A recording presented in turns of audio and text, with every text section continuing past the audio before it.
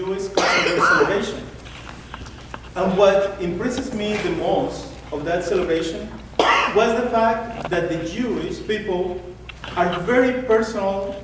They have these experiences are very personal and present. They celebrate as if they had been delivered from Egypt themselves, following what is mandated in Exodus 13:8, that says, quote, "And you shall explain to your son on that day, it was because of what the Lord did for me when I went free from Egypt," unquote.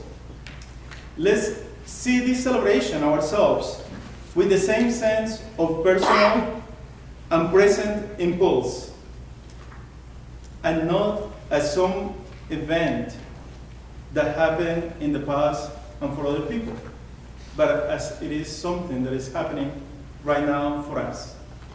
In today's first reading of the Passover, we remember how God fulfilled his promise, the promise he made to his chosen people, to bring them out of slavery, out of Egypt, to the promised land.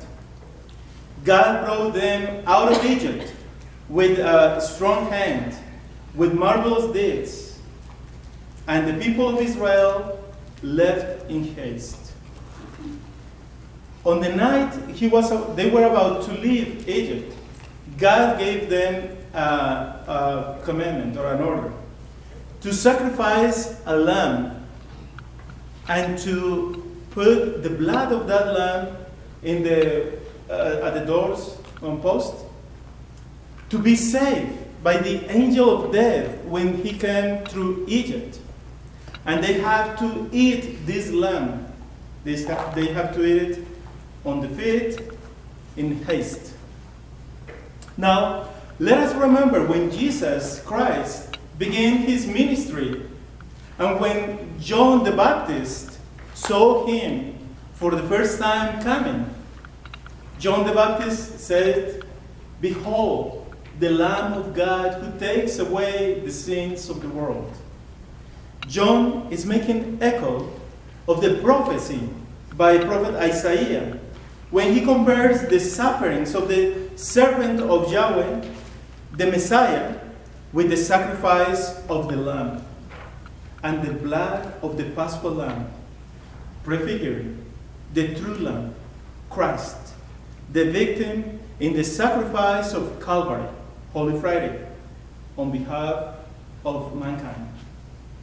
In the second reading, the reading of the epistle of St. Paul to the Corinthians, we hear from the words of the institution of the Eucharist, from Jesus himself.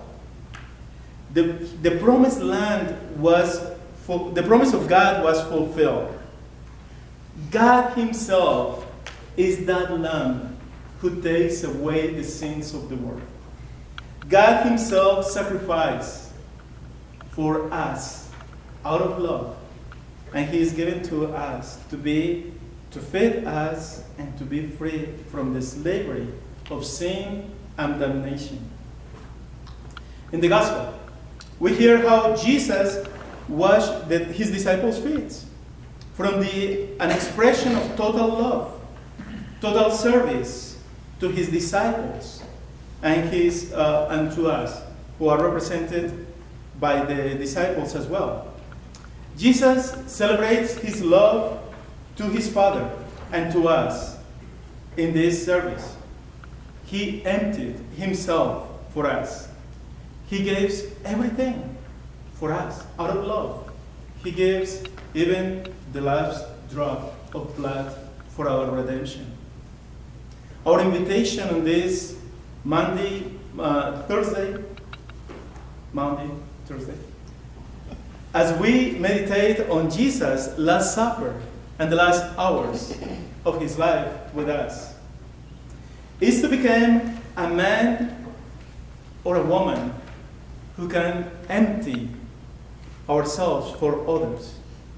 To become a Christian who lives the love of Christ to the fullness. A man or a woman who makes Jesus Christ real in our own lives. a man or a woman who makes Jesus Christ real in our own lives. Just like his apostles, Jesus commanded us to be obedient to his teaching, to do as he did, to love as he loved. So we follow the same path of our Messiah and Lord, the path that will bring us to the Father. Let us make our participation in the mysteries of this Holy Triduum an encounter with the Lord himself, an encounter in which he renews his call to each one of us to follow him. And we renew our generous answer, yes, Lord, to follow him and to become witness of his sacrificial love for us. Today, we celebrate the institution of the Eucharist, the institution of the priesthood, and the commandment of love. And it's very important. And I want to leave you with a mental image. There is a statue in San Diego, California, which was outside the church, and the statue was like this. Some vandals broke their hands. The church leaders, instead of fixing their hands, putting the heels back, they wrote in that statue, and put a plate in the bottom, and says, "I have no hands but yours." And this is in reference to a poem by Saint Teresa of Avila. I wrote that, and it's so beautiful, and it's very fitting for today, for our Love Tuesday, Holy Thursday. And it says like this: Christ has no body but yours, no hands, no feet on earth but yours. Yours are the eyes with which he looks compassion on this world. Yours are the feet with which he walks to do good. Yours are the hands with which he blesses all of the world. Yours are the hands. Yours are the feet. Yours are the eyes. You are his body. Now I'll do it in Spanish, so you can practice your Spanish. Una vez yo participé en una celebración de los judíos, en la fiesta de Passover. Y lo que más me llamó a mí la atención de esta celebración es cómo ellos toman esta expresión, esta celebración tan personal y tan directa. Es como que ellos están ahí en ese momento siendo librados del pueblo de Egipto, de la esclavitud de Egipto, y llevados a una tierra nueva. Y esto lo hacen ellos en obediencia al libro del Éxodo, en 13:8, donde dice: tú le dirás a tus hijos, porque en ese día yo te saqué de Egipto, y se lo dirás a tus hijos. ¿Ok? Vamos a celebrar, a compartir esta celebración, a vivir esta celebración, este triduo pascual, no como algo que ocurrió a otras personas en el pasado, sino como algo que está pasando ahora mismo en mi vida. En la celebración de hoy hemos leído la historia de la Pascua, cómo Jesús, cuando Dios estaba sacando al pueblo de Egipto de la esclavitud, todos estaban como a las carreras, y el Señor les manda que tienen que matar un corderito, ¿ok? Y ese cordero se lo tienen que comer, y la sangre de ese cordero la van a poner en las jambas de las puertas, para que cuando el ángel de la muerte pase, no vaya a matar al primer nacido de esa familia. Y entonces la sangre los protege.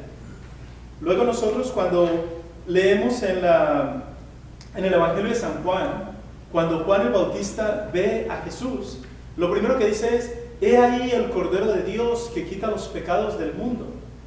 Juan el Bautista está haciendo eco a la profecía del profeta Isaías, donde dice que el siervo sufriente de Yahvé, el Mesías, va a hacer con su sangre, nos va a salvar es el Cordero de la Pascua.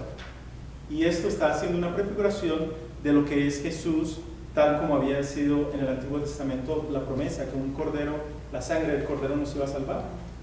En la lectura la segunda lectura de San Pablo, nosotros escuchamos de las mismas palabras de Jesús la institución de la Eucaristía. Jesús dice: coman, este es mi cuerpo, beban, esta es mi sangre. Es el Cordero de Dios que nos libera, que nos salva de nuestro pecado, que nos lleva a la vida nueva, a la vida del Padre. Entonces, en el Evangelio nosotros escuchamos también cómo Jesús lava los pies de los discípulos, y lo hace de una manera de amor, mostrar amor no solamente por los discípulos, sino amor también por el Padre, porque Jesús es obediente en todo. Y no solamente esto, sino que les pide a ellos que hagan esto también por amor. Jesucristo se basea todo, se basea completamente en servicio a nosotros, en representación de los apóstoles. Él da hasta la última gota de su sangre para redimirnos, para salvarnos. Y Jesús también a nosotros nos invita, igual que le dijo a los apóstoles, que seamos obedientes a Él, que amemos como Cristo amó, que amemos como Él lo hizo, para que nosotros podamos caminar al encuentro del Padre. Hagamos esta participación en los misterios que vamos a celebrar en este triduo pascual, los 3 días siguientes que vienen. Vamos a hacer como un encuentro nuevamente personal con el Señor, donde el Señor me llama a mí directamente, me invita: ven, sígueme. Y yo le doy una respuesta generosa al Señor, le dice: sí, Señor, te sigo, para que caminemos con Él. Quiero terminar con una historia. Hay una estatua en San Diego, California, que está fuera de una iglesia, tenía las manos así, y algunos bandidos le han roto las manos a Jesús, o la estatua de Jesús. Entonces, los líderes de la iglesia estaban pensando: bueno, ¿se la vamos a reemplazar o qué hacemos? Y decidieron: vamos a colocarle mejor una placa, y vamos a decir que la placa dice: Jesús no tiene manos, Cristo no tiene manos, tus manos son las manos de Cristo. Y esto hace referencia a un poema de Santa Teresa de Ávila, y les voy a leer el poema, que es muy lindo. Dice: Cristo no tiene otro cuerpo que el tuyo, no tiene manos ni pies en la tierra, excepto los tuyos. Tuyos son los ojos a través de los cuales mira a este mundo con compasión. Tuyos son los pies con los cuales camina para hacer el bien. Tuyos son las manos con las cuales bendice todo el mundo. Tuyas son las manos, tuyos son los pies, tuyos son los ojos, tú eres su cuerpo. En nombre del Padre, del Hijo y del Espíritu Santo.